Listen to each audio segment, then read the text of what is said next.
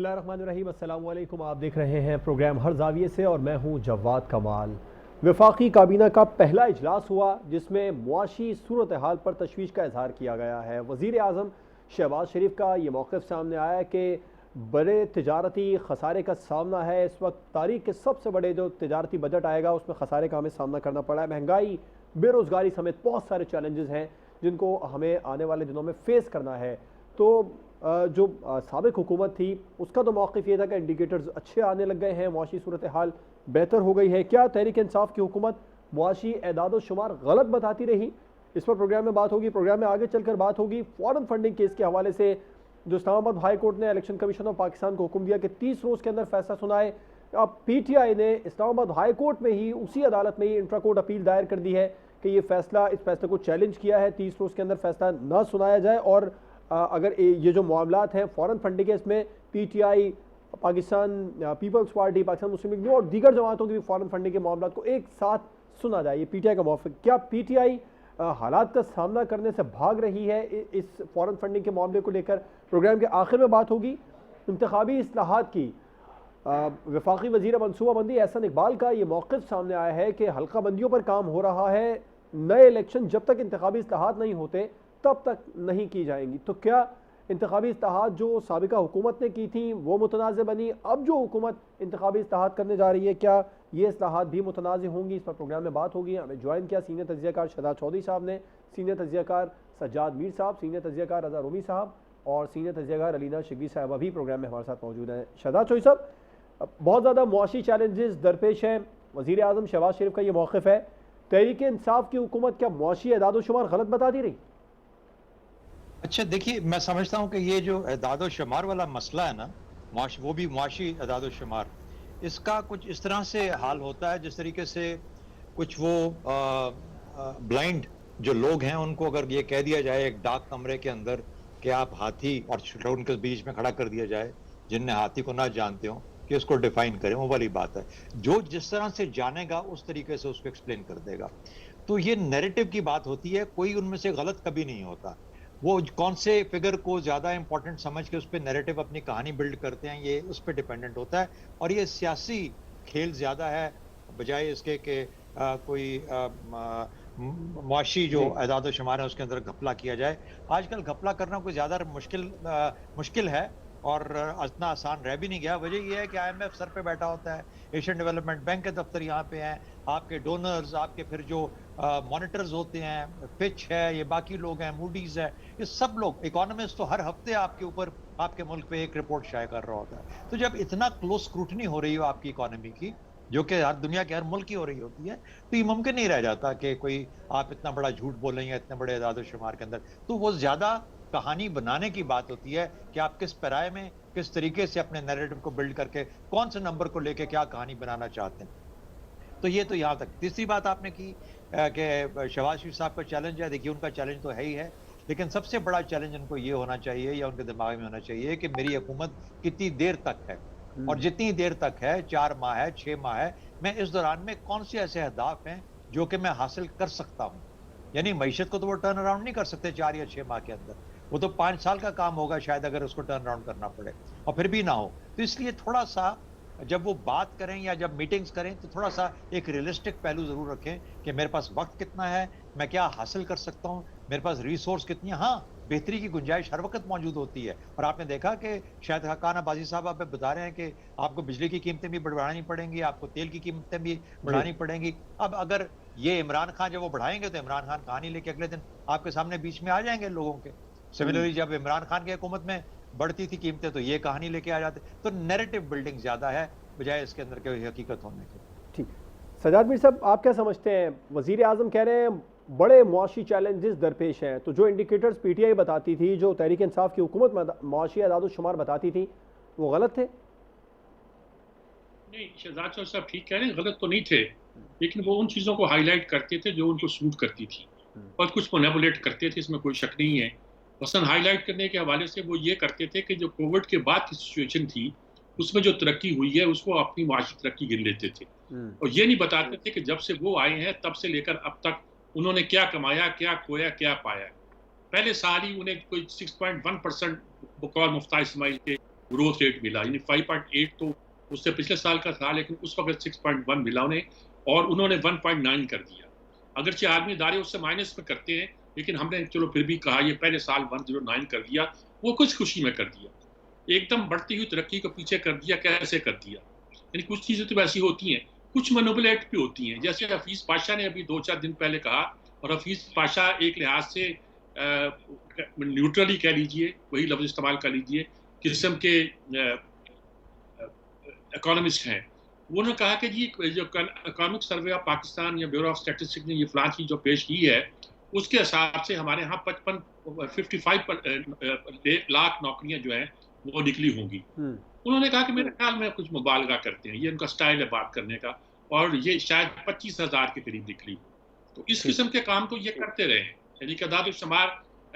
फिर उन्होंने इंडिकेटर बदल दिए कि जिस हिसाब से पहले हम मापते थे अपनी ग्रोथ रेट को, उसको बदल दिया। ये सारी चीज शुरू हुई है इसके तरीन के आने से, क्या नाम है इनके, जो हमारे शौकत तरीन वजीर खजाना, उनके आने से। उससे पहले हम रोते थे कि पुरानों ने मईशत हमें खराब दी थी, मईशत खराब हो गई, आदमी सतह पर मईशत खराब है, और ये कि हम बहुत हम समझ आते आते वक्त लगा है।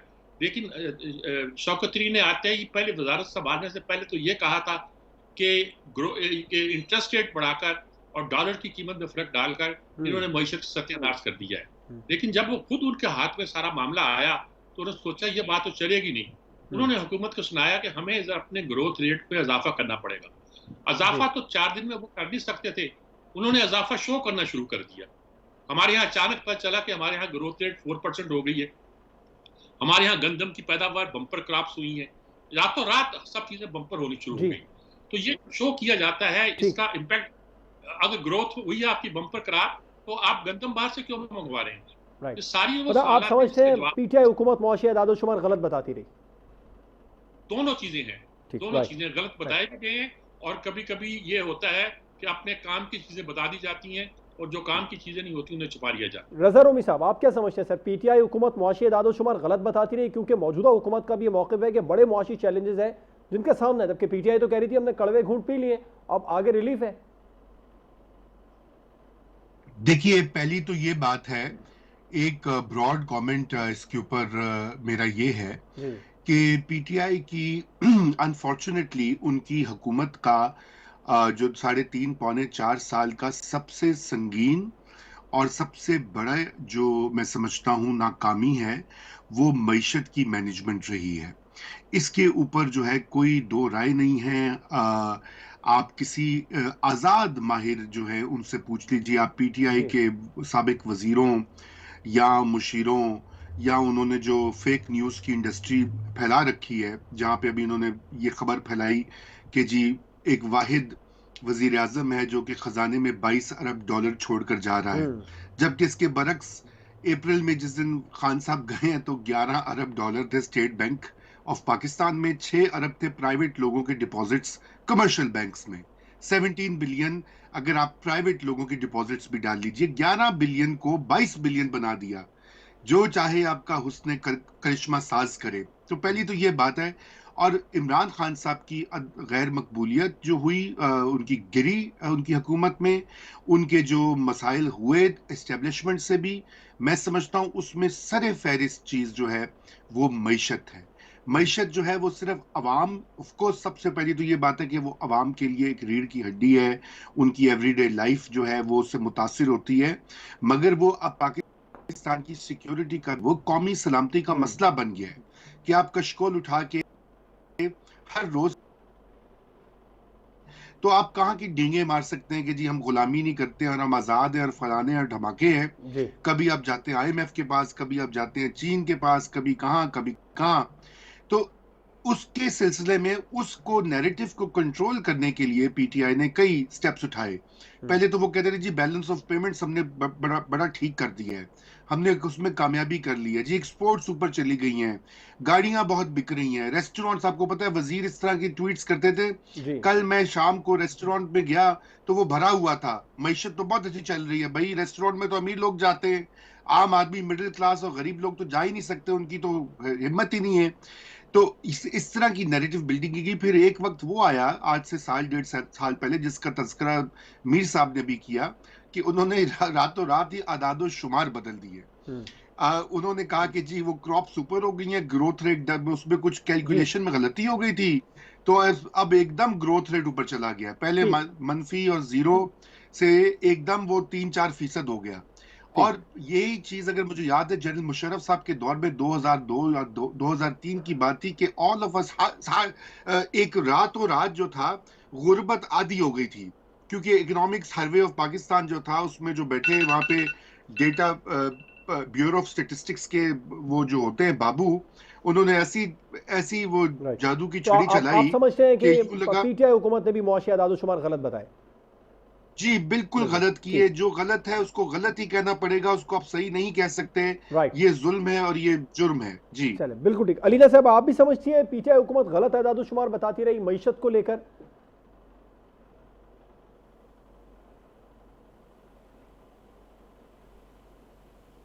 देखिए, इसका जवाब तो सीधा सीधा है कि बिल्कुल गलत बताती रही। और सिर्फ ये नहीं है, कुछ चीज़ें तहरीक इंसाफ बता रही है, कुछ चीज़ें नून लीग बता रही है, और जो हकायक होते हैं वो इनके दरमियान हमें तलाश करने पड़ेंगे।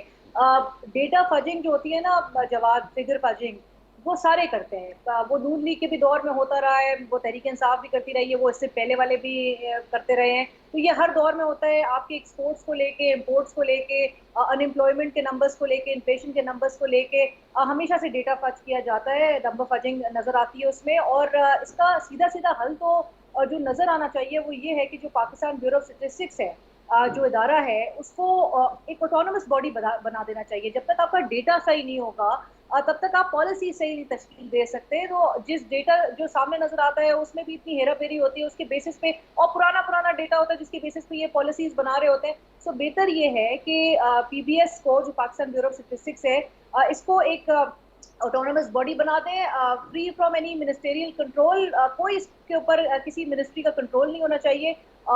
एक इदारा जो है इंडिपेंडेंटली काम करे, नंबर्स जो है वो इंडिपेंडेंटली जनरेट हो, और उसके बाद जो है वो इसके ऊपर जो है पॉलिसीज बनते हुए नजर आए। लेकिन अब इस वक्त जो मईशत की हम सूरत हाल देख रहे हैं, अगर हम क्रिटिसाइज करते हुए जवाब तहरीक इंसाफ को कि जी 3-3.5 साल तक अपनी हुकूमत के वो सिर्फ और सिर्फ पिछले वालों पर मलबा डालते रहे कि जी ये बारूदी सुरंग जो है वो छोड़ के चले गए हैं, अभी वाले आए हैं वो फिर वो यही कर रहे हैं। पिछले 3.5 साल जब ये लोग ऑपोजिशन में थे, तब ये लोग भी एक दूसरे की तरफ जो है वो बयानबाजियां, ब्लेम गेम एक सिलसिला नजर आता था। अभी हालात ऐसे हैं कि आपको नहीं पता 2022 में इलेक्शंस होंगे, 2023 में इलेक्शंस होंगे, लेकिन वक्त बहुत कम है आपके पास। जो इस वक्त वो जो मईशत के जो नंबर्स आपके सामने आते हैं वो इतना हॉन्टिंग है, जो इकोनॉमिस्ट बता रहे होते हैं। आपके करंट अकाउंट डेफिसिट इतने अलार्मिंग सतह पे है, इम्पोर्ट जो है वो ऑलमोस्ट $80 बिलियन तक के उस पर एनुअली है। आपके जो मेजर फिस्कल डेफिसिट्स हैं, आपके 12.5% जो है आपका इन्फ्लेशन मौजूद है। आपका सर्कुलर डेट जो है वो आपका इतने 2500 अरब पे खड़ा हुआ है। आपके मोस्ट इनएफिशिएंट और एक्सपेंसिव आई बिलीव के एनर्जी प्रोडक्शन है। आपका डॉलर फिर से 188 और 179 तक पे जो है वो नजर आ रहा है आज के दिन में। हालात जो है वो इस तरह के हैं कि इस वक्त आपको करेक्टिव मेजर्स लेने के लिए वक्त जो है मौजूदा हुकूमत के लिए वो बहुत होता जा रहा है। तो बजाय इसके कि डिट्रैक्ट हो और अपने ओपोनेंट्स के जो है, अपने मुखालफिन के बातों में आके, जिनका काम अभी होगा कि आपको जितने अरसे आप हुकूमत कर रहे हैं आपको डिस्टर्ब किया जाएगा आपके निज़ाम को, बजाय इसके इस पे फोकस किया जाए। आपको इस वक्त मेजर्स लेने के हैं जो डाउनवर्ड ट्रैजेक्टरी पे जो एक इंडिकेटर्स नजर आएंगे, उसको कुछ हद तक, जो कि मैं समझती हूँ कि क्विक फिक्स तो इकोनॉमी का कोई नहीं नजर आता, लेकिन आपको ठीक, आपको पॉइंट है। ब्रेक पर जाएंगे, ब्रेक के बाद हम बात करेंगे फॉरेन फंडिंग केस के हवाले से। क्या पीटीआई इससे भागती नजर आ रही है? एक ब्रेक के बाद इस पर बात होगी।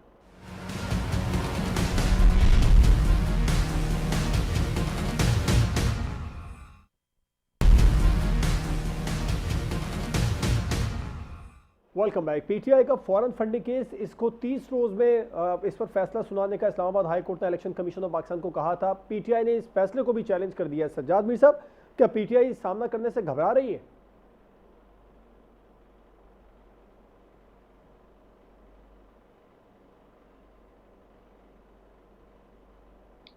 वो जिसे आप कहते हैं ना भागती नजर आ रही है, भागती नहीं हामती नजर आ रही है।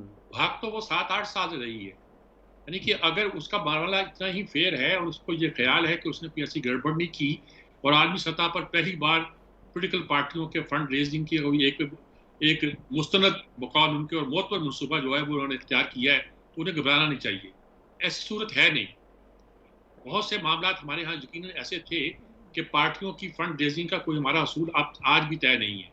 ये पार्टी अब ये चाहती है कि दूसरी पार्टियों पर इन्होंने मुकदमा कर रखा है जो बहुत बाद में किया है, और वो इकट्ठे मुकदमा सुनाया जाए ताकि इन्हें भी अपना कुछ बात करने का मौका मिले। ये दुरुस्त बात है कि उन पर भी स्क्रूटनी होनी चाहिए, लेकिन जितना वक्त इन्होंने लिया पहले इसका मसला तो तय कर लिया जाए। ये तो 7-8 साल पुराना मसला है, इनके अपने ही बंदे का दायर किया हुआ मसला है, और उस मसले में कई मामले ऐसे हैं जो सामने आना चाहिए।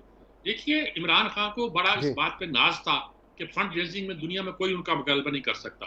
गोया मैं कुछ को लेके जब निकलता हूँ तो लोग उसको भर देते हैं कि शौकत खानम से उनके यहाँ ये तासुर पैदा हुआ। अब भी मामला ये पैदा हो गए हैं कि लोगों को ये समझ नहीं आ रही कि पैसे फंड रेजिंग के लिए शौकत खानम के लिए और इनके लिए अलग अलग दिए गए या इकट्ठे दिए गए, या इमरान खान कहता है मेरे पैसे मेरी मर्जी, जहाँ चाहे खर्च करूँ, चाहे उधर दूँ, चाहे उधर दूँ, चाहे उधर से आए चाहे वहां से आए, कोई मुझसे पूछने वाला नहीं, मेरे नाम पे फंड आते हैं। इमरान खान का गलबन कुछ इस तरह का अंदाज है, इस तरह का स्टाइल है जिसमें वो आप बुरी तरह एक तरह के फंस से गए हैं। सूरत ये है कि जो फंड रेजिंग का उन्होंने तरीका इख्तियार किया हुआ है, मसलन शौकत खान के फंड थे वो उन्होंने बाहर इन्वेस्ट किए और ख्वाजा आसफ ने उसका भांडा फोड़ा। उन्होंने कहा ये वहां वो लॉस हुआ था, वो तो हमने पैसे किए थे, वो वापस आ गए, अब तो कोई लॉस नहीं है। मसला ये है कि सारी ये मामला जो होते हैं सीधे नहीं होते, आसान नहीं होते। हमारे यहाँ पार्टियों की फंड रेजिंग के असूल तय नहीं है, लेकिन पीटीआई बिलाशुबा बिला शक वो इस मामले में फंसती जा रही है, और उसको यकीन हो गया है कि 1 माह के अंदर फैसला आना है, कोर्ट ने कह दिया है, तो उन्होंने अपनी तकरीर में भी कहा, बिल्कुल ठीक है, आपने कहा पीटीआई भागती नजर आ रही है, आपका जवाब है। रजा रूमी साहब की जा रही है कि हमें हमने दौड़ से बाहर रखा जाए। राइट, रजा रूमी साहब आप समझते हैं पीटीआई मामले से भागती नजर आ रही है? जी बिल्कुल, जो उन्होंने ताखीरी हरबे जो हैं वो कब से इस्तेमाल कर रहे हैं, कितने साल हो गए हैं, 2014 से ये मामला जो है वो फंसा हुआ है। अगर देखिए ना, बात तो ये है कि इसमें कोई शक नहीं कि सारी पार्टीज जो हैं, जैसे भी कह रहे थे मीर साहब भी, कि हमारे यहाँ निज़ाम दुरुस्त नहीं है, पॉलिटिकल पार्टीज के अंदर जो है वो उस तरह से ट्रांसपेरेंसी नहीं है, अपनी बुक कीपिंग ठीक नहीं रखते। लेकिन एक इसमें जो अहम बात है कि बाकी पॉलिटिकल पार्टीज तो बकौल खान साहब चोर हैं, डाकू हैं, वो तो जो है पाकिस्तान के वो गद्दार हैं, तो खान साहब तो जो है वो मॉरली सुपीरियर हैं, हाँ, बाकी सब से, और पिछले कई दहाइयों से हैं। तो बात ये कि जब आप ये दावे करें कि आप अखलाकी तौर पर बेहतर हैं, आपकी अखलाकी बरतरी हासिल है कि अपने मुखालिफिन या दीगर लोगों से, तो फिर आप उसको साबित भी करते हैं। उसको साबित करने का तरीका यही होता है कि आप अपने आप को खुद एहतसाब के लिए पेश करते हैं, आप शफाफ होते हैं। देखिए ना, जरदारी साहब से जो अगर खान साहब की मैं बात मान भी लूं, फर्ज कीजिए, तो जरदारी साहब से तो बड़ा कोई डाकू नहीं है, परवेज इलाही से बड़ा कोई डाकू नहीं है, नवाज शरीफ और उसके खानदान से बड़ा कोई चोर नहीं है, तो उन्होंने तो चोरी ही करनी है। लेकिन खान साहब जो दूध में धुले हुए हैं, शफाफियत की और मुरक्का हैं, उनसे तो ये तवक्को जो है हम नहीं कर सकते था कि वो छुपाएंगे और भाग जाएंगे। वाकया ये है कि अब सारी हवाएं को जो है वो बदल चुकी हैं। कोर्ट ने बड़ा वाज़े तौर पे इलेक्शन कमीशन को हिदायत कर दी है, और इसका जिक्र खान साहब ने अपने कराची के जलसे में भी किया, जो कि एक इनडायरेक्ट इशारा था कि मुझे अब ये फॉरेन फंडिंग केस में फंसाएंगे। यानी कि वो पहले से अपनी विक्टिमहुड की जो तैयारी कर रहे हैं, क्योंकि वो तो ये कहेंगे कि जी मेरे तो खिलाफ सारे जो वो इदारे हो गए, उन्होंने पकड़ के मुझे ये भी कर दिया है। वाकया ये है कि बिल्कुल ये होना चाहिए, कहीं ना कहीं से तो आगाज होना चाहिए, और खान साहब के लिए जरूरी है कि ये हो, ताकि जो बहुत सारे भोले भाले लोग खुसूसन ओवरसीज जो उनको देते हैं पैसे फलाही कामों के लिए, जो सियासी मकासद के लिए लग जाते हैं, कुछ वो दूध का दूध और पानी का पानी भी हो। जी अलीना, आप क्या समझती हैं, पीटीआई इस फॉरेन फंडिंग केस का सामना करने से घबरा रही? बिल्कुल, नज़र तो यही आ रहा है कि ये आउटकम और जो डिसीजन है उसको अवॉइड करना चाह रहे हैं, और अवॉइड तभी इसी सूरत हाल में किया जाता है कि अगर आपके पास कुछ छुपाने के लिए कोई चीज़ हो, आपको कुछ छुपा रहे हो आप। सो उनकी मूवमेंट से तो यही लगता है, ऑल्दो कि तहरीक इंसाफ का मौक़िफ़ है कि हमें क्यों सिंगल आउट किया जा रहा है, और ईसीपी में जो है वो पाकिस्तान पीपल्स पार्टी, नून लीग के भी केसेस हैं, तो लगे हाथों जी सबका फैसला हो जाना चाहिए। नून लीग कहती है कि अगर आपने चोरी नहीं की तो फिर आके सामना करें। तो बात सही है कि जी 7-8 साल से जो केस चल रहा है, उसका फैसला तो पहले ही आ जाना चाहिए था। लेकिन अभी एक तासुर ये भी आएगा कि जी जितना और जो ये इंप्रेशन क्रिएट करने की भी कोशिश करेंगे कि जी जैसे ही ये लोग आए हैं, पीडीएम की हुकूमत आई है तो ये चीज़ें एक्सपेडाइट कर रहे हैं, और ऑल्दो कि ये कहा जा रहा है कि जी इंतकाम की सियासत नहीं होगी, लेकिन तासुर और ये देने की कोशिश भी करेंगे कि जी एक्सपेडाइट कर रहे हो और हमें सिर्फ सिंगल आउट करने की कोशिश की जा रही है, और हमारे खिलाफ जो है वो इदारे भी जो है वो बड़े एक्टिव हो गए। यही तासुर अपने जलसों में भी इसी किस्म की तासुर को जो है वो उसको जोर दिया जाएगा। लेकिन हकीकत बात यही है कि ये मेरे ख्याल से तो ये अवॉइड ही कर रहे हैं और ये घबरा रहे हैं, जिसकी वजह से ये बार बार इस किस्म के हरबे इस्तेमाल कर रहे हैं कि जिससे ये मजीद जी डिले का शिकार हो, और आउटकम जो है वो सिर्फ अवॉइड करना चाह रहे हैं। लेकिन इसका फैसला पहले ही हो जाना चाहिए था। बहुत टू लॉन्ग टाइम, 7-8 साल बहुत अरसा होता है, जी इसका फैसला ही नहीं आ सका। ठीक। शहजाद चौधरी साहब, फॉरेन फंडिंग केस फैसला 30 रोज में जो अदालत हुक्म था फैसला देने का, उसको भी पीटीआई ने चैलेंज कर दिया। क्या पीटीआई घबराती हुई नजर आ रही है आपको इस मामले में? देखिए, मेरे पीटीआई से मैं बहुत सारी पीटीआई की चीज़ों से इख्तलाफ करता हूँ। आपने हमारे प्रोग्रामों के अंदर भी देखा, मैं बहुत सारी चीज़ों से मुख्तलिफ अंदाज में देखता हूँ। मैं समझता हूँ कि पीटीआई का नज़रिया मेरी नज़र में कम से कम मेरे पॉइंट ऑफ व्यू से, लेकिन इस एक नुक्ते पे मैं पीटीआई से एग्री करता हूँ। मैं नहीं समझता कि वो घबरा रहे हैं, मैं नहीं समझा कि वो भाग रहे हैं। उनकी तो स्क्रूटनी हो गई, उनकी तो स्क्रूटनी हो गई। देखिए, अकबर एस बाबर जब इस पार्टी से रैदा हुए, उस वक्त वो अदालत में गए। अगर पीएमएलएन गई होती उससे पहले, या पीपीपी गई होती उससे पहले, तो मैं कहता कि वो दोनों इतनी शफाफ है अपनी अकाउंटिंग के सिलसिले में, अपने अकाउंट्स के सिलसिले में। वो कह रही हैं, चैलेंज कर रही हैं कि हम तो साफ शफाफ हैं, आप पीटीआई को चेक करें। लेकिन ये तो घर का भेदी था अकबर एस बाबर, उसके पास अकाउंट्स भी होंगे, उसको पता भी होगा। और हमारे अकाउंटिंग के अंदर जिस तरीके से कहा गया कि बेशुमार इरेगुलरिटीज होती हैं, और हमारे यहाँ अकाउंटिंग का तो निज़ाम है ही नहीं, कोई फॉलो ही नहीं करता। इलेक्शन कमीशन सोया हुआ था उससे पहले। तो मैं नहीं समझा ये बात है। और बिल्कुल हमने इससे पहले भी ये बात डिस्कस की है कि जहां पर आपके यहाँ पीएमएलएन और पीपीपी को भी स्क्रूटनी के लिए कहा गया हो कि मवाद पेश करें, अपने अकाउंट्स पेश करें, वो भी तक हिले भी नहीं है अपनी जगह से। तो आप किस तरीके से एक पार्टी के ऊपर उसको टारगेट कर सकते हैं?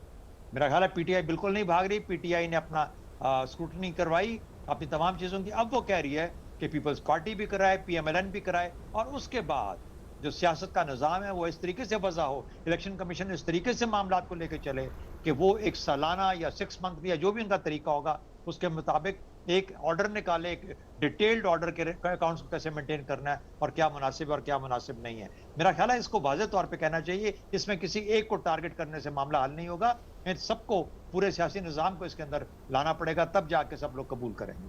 ठीक, ब्रेक पर जाएंगे। ब्रेक के बाद हम बात करेंगे इंतखाबी इस्लाहात पर। एक बार फिर से नई हुकूमत ने काम शुरू कर दिया है। क्या ये इंतखाबी इस्लाहात भी मुतनाज़ होंगी जैसे साबिक हुकूमत ने इंतखाबी इस्लाहात की थी? ब्रेक के बाद पर बात होगी।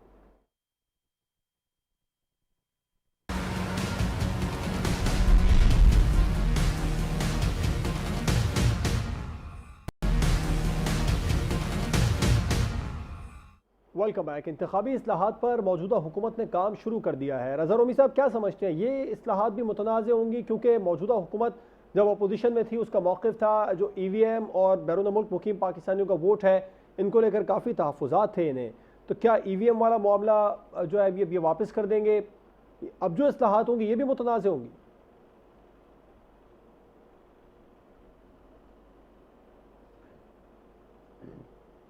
देखिए, मुतनाज़े तो बिल्कुल होंगी। उसकी वजह यह है कि यहाँ पर जो ऑपोजिशन है इस वक्त, बाकी तो जो पहली पार्टीज थी पीडीएम की, वो तो अब एक कोलिशन में है, वो हुकूमत का हिस्सा बन गई है। अब ऑपोजिशन कौन है? वो पीटीआई है।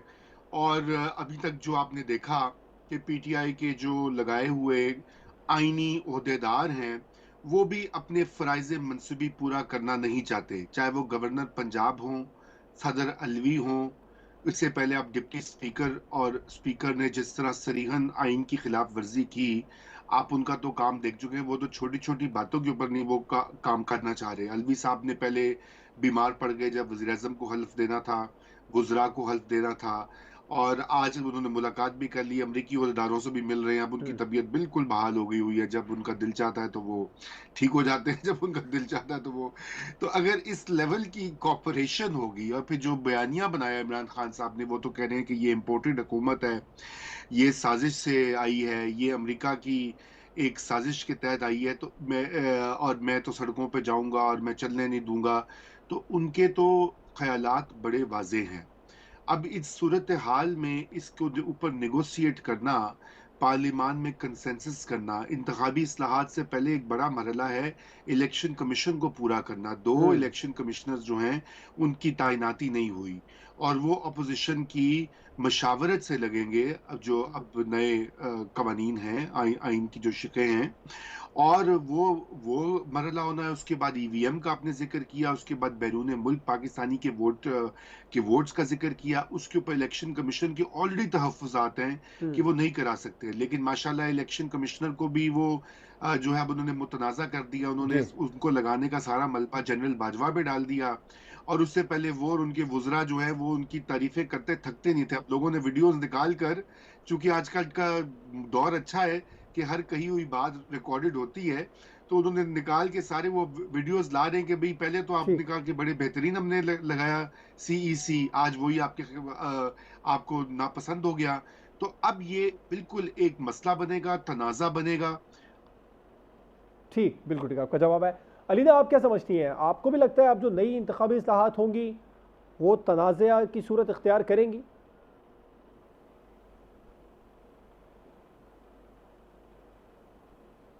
100% मुतनाज़ा होंगी। अगर आप देखें, पाकिस्तान तहरीक इंसाफ असेंबली से इस्तीफे दे चुकी है। एक सिंगल लार्जेस्ट पार्टी के बगैर आप अगर इंतखाबी इस्लाहात की तरफ जाएंगे तो उसकी क्रेडिबिलिटी क्या होगी? अगर आपको इलेक्शंस की तरफ 2022 में जाना पड़े, 2023 में जाना पड़े, तो आप ऑलरेडी प्रिडिक्ट करना ये मुश्किल नहीं होगा कि उसके नताइज को लेके जो शोर बर्पा होगा, जिस हद तक उसको मुतनाज़ा बनाया जाएगा। हमारे जब नॉर्मल हालात में इलेक्शन होते हैं तब उसके रिजल्ट को कोई नहीं मानता, हमेशा रिगिंग की जो है इल्जामात आयद किए जाते हैं, ना कि अभी इस वक्त। और लाइक यू मेंशन्ड कि जी ये जो ई वोटिंग, जो ओवरसीज पाकिस्तानीज को जो और वो अमेंडमेंट्स करके इलेक्शन एक्ट 2017 के, उसमें गुज़िश्ता साल जो पाकिस्तान तहरीक इंसाफ ने, और उसका एडवांटेज भी लेने की कोशिश वो ज़रूर करेंगे, क्योंकि उनको पता है कि ओवरसीज पाकिस्तानीज की एक बड़ी तादाद जो है वो इमरान खान की हिमायत करती है। सो मौजूदा जो सेटअप है और मौजूदा जो हुक्मरान हैं, उनकी कोशिश यही होगी कि ये जो कुछ करके गए हैं ओवरसीज पाकिस्तानी वो ई वोटिंग के भी हवाले से उसको अंडू करें, और इतना उनको मार्जिन मिल जाए कि वो चीज़ें अंडू करके फिर वो इलेक्शंस की तरफ जाया जाए। सो मुतनाज़ा तो बिल्कुल होंगे, और ये बात इस हिसाब से अजीब भी इसलिए लग रही है कि जी एक सिंगल लार्जेस्ट पार्टी है, ये भी हकीकत है। 150 सीट्स के साथ जनरल इलेक्शंस में जो पार्टी बिल्कुल लीड की, उसके बगैर जो है इंतखाबी इस्लाहात की तरफ जाना, ये मेरा ख्याल से थोड़ी इनअप्रोप्रिएट भी लग रही है, और ये मुतनाज़ा बनाई भी जाएगी आगे। ठीक, शहजाद चौधरी साहब, आप क्या समझते हैं? इंतखाबी इस्लाहात पर मौजूदा हुकूमत ने भी काम शुरू कर दिया, अब ये जो इंतखाबी इस्लाहात होंगी ये भी मुतनाज़ बनने जा रही हैं? मैं कह रहा हूँ कि अलीना से मुकम्मल तौर पे एग्री करता हूँ जो उन्होंने कहा, और इसकी वजह से मैं भी समझता हूँ कि मुतनाज़ होंगी, लेकिन असल में हुआ क्या है? जी, ये चाहिए था एक ग्रैंड बारगेन जिसके अंदर के तमाम लोग मिल के एक नेशनल गवर्नमेंट बनाते, जिसके अंदर पीटीआई भी शामिल होती। उसके बाद वो नेशनल गवर्नमेंट 4 माह 6 माह के लिए चलती, जिसके अंदर तमाम इस्लाहात लाई जाती, और उन इस्लाहात के बाद फिर इंटरिम गवर्नमेंट के पास जाते जो कि इलेक्शन करवाती। लेकिन वो नहीं हुआ, और हम फौरन ही एक और गवर्नमेंट के पास चले गए जो कि पीएमएलएन पीपीपी या इन इत्तेहादी पार्टियों की अपोजिशन की जो गवर्नमेंट अब जिसको हुकूमत में कहेंगे। तो मेरा ख्याल है स्क्रिप्ट गलत हो गया, और स्क्रिप्ट गलत होने की वजह से मसाइल और मुश्किलात ज़्यादा बढ़ जाएंगे। मेरे ख्याल में वो काम जिस तरीके से होना चाहिए था उस तरह हो नहीं पाया, और इसके अंदर मैं आपको ये बता दूं उसकी वजह बुनियादी तौर पर यह कही जाती है कि स्क्रिप्ट ग्रैंड बार्गेन का जो था ये तकरीबन तय था, लेकिन अपोजिशन उससे एग्री नहीं की, और उन्होंने कहा कि नहीं जी ये चूंकि अब हम अदम एतमाद लेके आ गए हैं, अब हम इसको धूल चटाएंगे, इसको इमरान खान को, इसकी गवर्नमेंट को, और इनको सबक देंगे, उसके बाद ही फिर हम देखेंगे। तो उन्होंने वही कुछ किया, लेकिन इससे मामलात और मुश्किल होते जाएंगे, आसान नहीं रहेंगे। ठीक, सज्जाद मीर साहब, आप भी समझते हैं जो अब इंतखाबी इस्लाहात मौजूदा हुकूमत कर रही है ये भी बिल्कुल उसी तरह मुतनाज़ होंगी जो माजी की हुकूमत ने की? देखें, जो कि पीटीआई का तरीका है वो तो मुतनाज़ बनाएगी, हर सूरत में बनाएगी।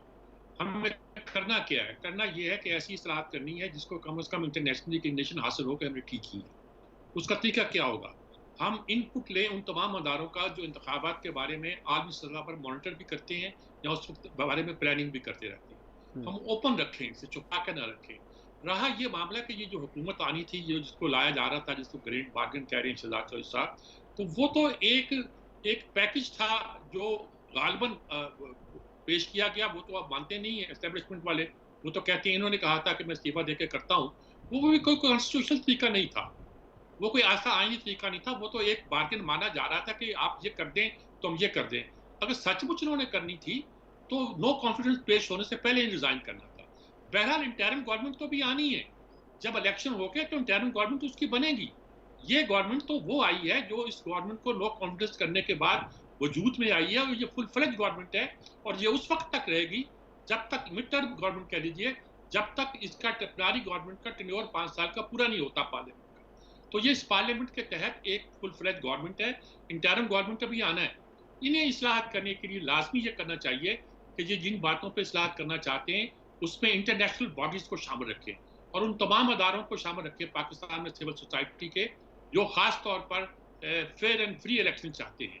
अगर ये नजर आ गया कि इस्लाहत का मतलब फेयर एंड फ्री इलेक्शन है, यकीनी तौर पर अगर पीटीआई शोर भी मचाती रहेगी तो आलमी सतह पर उसका असर कम होगा और वो इंतखाबात में हिस्सा लेगी।